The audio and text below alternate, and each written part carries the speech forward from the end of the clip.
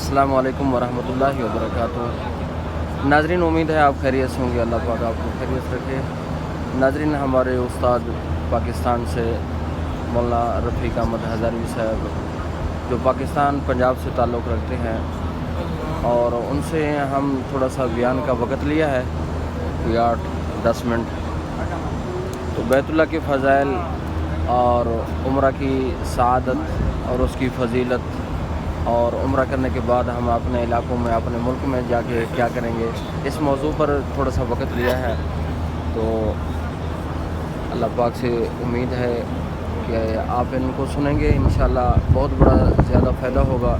और इस क्लिप को सुने और तवज्जो दें। इंशाअल्लाह मैं हरम शरीफ के बाहर वाले साइड 79 गेट से बाहर बैठा हूँ। ये मंज़र आप देख रहे हैं, ये हमारे उस्ताद मोहतरम हैं। अल्लाह पाक इनकी मज़ीद ज़िंदगी में बरकतें अता फरमाए। और ये आप मंज़र देख रहे हैं बिल्कुल हरम शरीफ के बाहर। चलो चलते हैं, बात का आगाज़ करते हैं।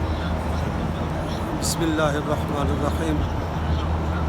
मौलाना मुनीर साहब, आपका बहुत बहुत शुक्रिया कि आपने मुझे हरम में बैठ के बात करने का मौका फराहम किया।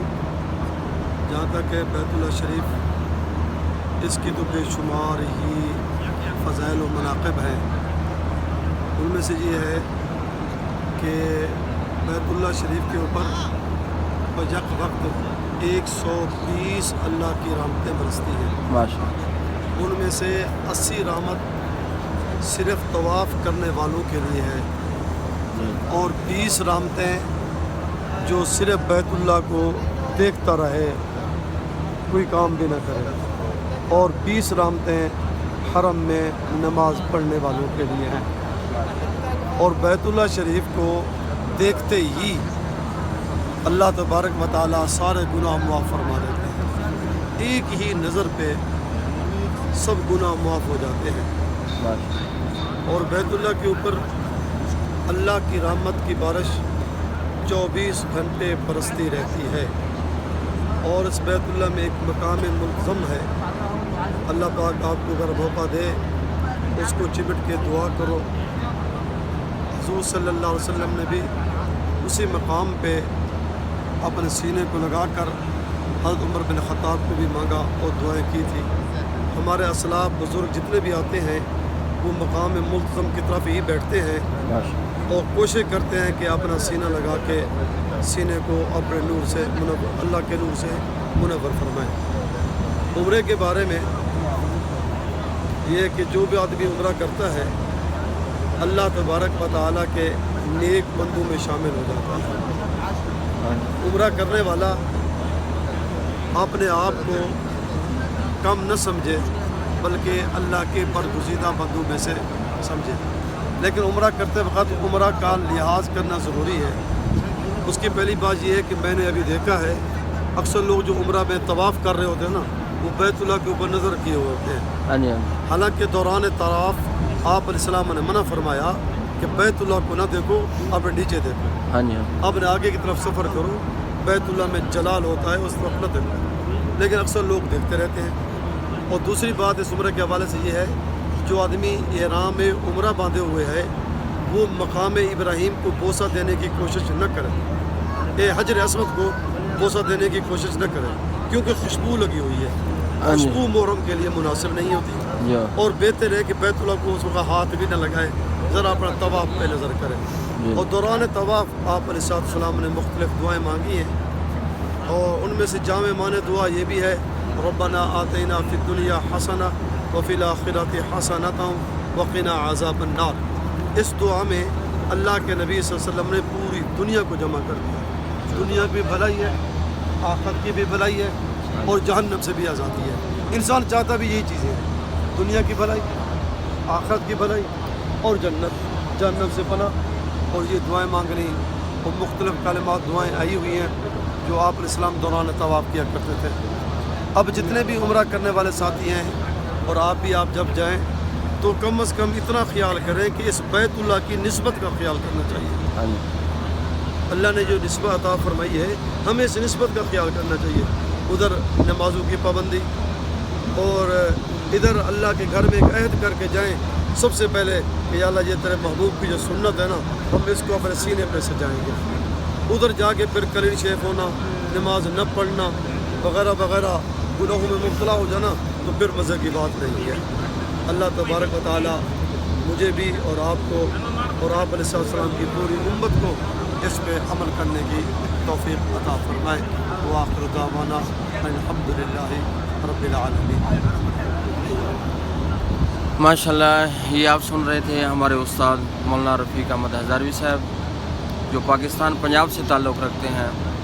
تو انشاءاللہ ہم نے ان سے تھوڑا سا وقت لیا ہے تو بیت اللہ کے فضائل اور اس کے رحمت اور برکت اور ملتزم مقام ملتزم کا بھی فضیلت بتائی ہے, جہاں آپ صلی اللہ علیہ وسلم نے اپنا سینہ مبارک رکھا اور سینہ مبارک بیت اللہ کے پاس لگا کر دعا مانگی ہے. ماشاءاللہ یہ بنگلہ دیش ہوتی ہے جی ہمارے یہ بنگلہ دیش کے ساتھی ہیں. اصل مسئلہ یہ ہوتا ہے کہ کھاتے دیکھیں نا لوگ طواف کے دوران بیت اللہ کو نہیں ہوتے. تو اللہ رب العزت سے دعا کرتے ہیں رب کریم ہم سب کو بیت اللہ کی مناظر اور بیت اللہ کے ادب و احترام کرنے کی ہمت توفیق عطا فرمائے. ابھی تو صاحباب جتنے بھی آپ نظر آ رہے ہیں آپ کو نماز مغرب کا وقت ہے. نماز مغرب کا وقت حجاج کرام بیٹھے ہیں. ماشاءاللہ حجاج کرام آرام سے تسلی سے بیٹھ جاتے ہیں.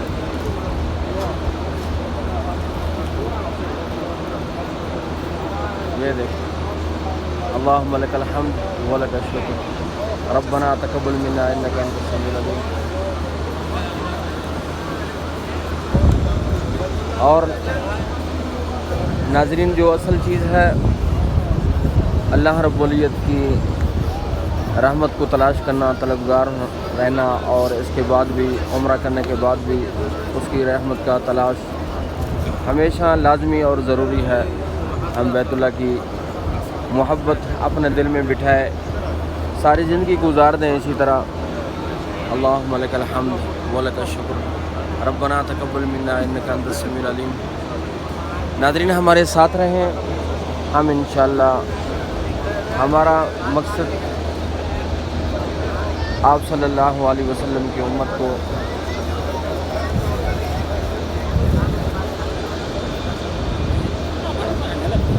امر آگو دفتر اسی نہیں نہ لپی تو ہوتا ہم اتری مرو گا. ہاں ہاں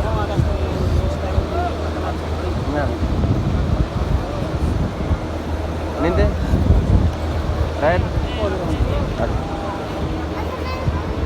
ماشاءاللہ یہ منظر آپ دیکھ رہے ہیں مغرب کی نماز سے پہلے کا ہے. ماشاءاللہ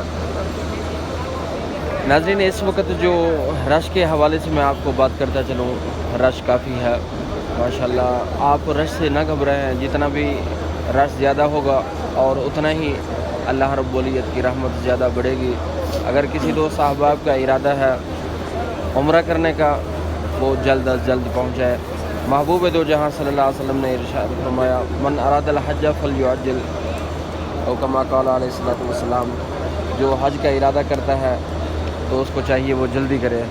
زندگی کا پتہ نہیں, حالات کا پتہ نہیں, آج پیسے ہیں کل نہیں ہے. دوست احباب اگر آپ ارادہ اور نیت رکھتے ہیں حج عمرہ کا اور جلد از جلد بیت اللہ کی طرف سفر کریں اور عمرہ کریں, بیت اللہ کی حاضری دیں اور مسجد نبی کی حاضری دیں. کیا نہ جانے ہماری زندگی کا آخری سفر ہو, ہماری زندگی کے آخری سانس ہو. آپ کوشش کریں تو ہمارے ساتھ رہیں. ہم آپ کو اس کے علاوہ بھی بہترین ویڈیو بنا کے آپ کو پیش کریں گے. بیت اللہ کے مناظر اور صفا مروہ کے مناظر اور انشاءاللہ اصلاحی بیان بھی ہوں گے.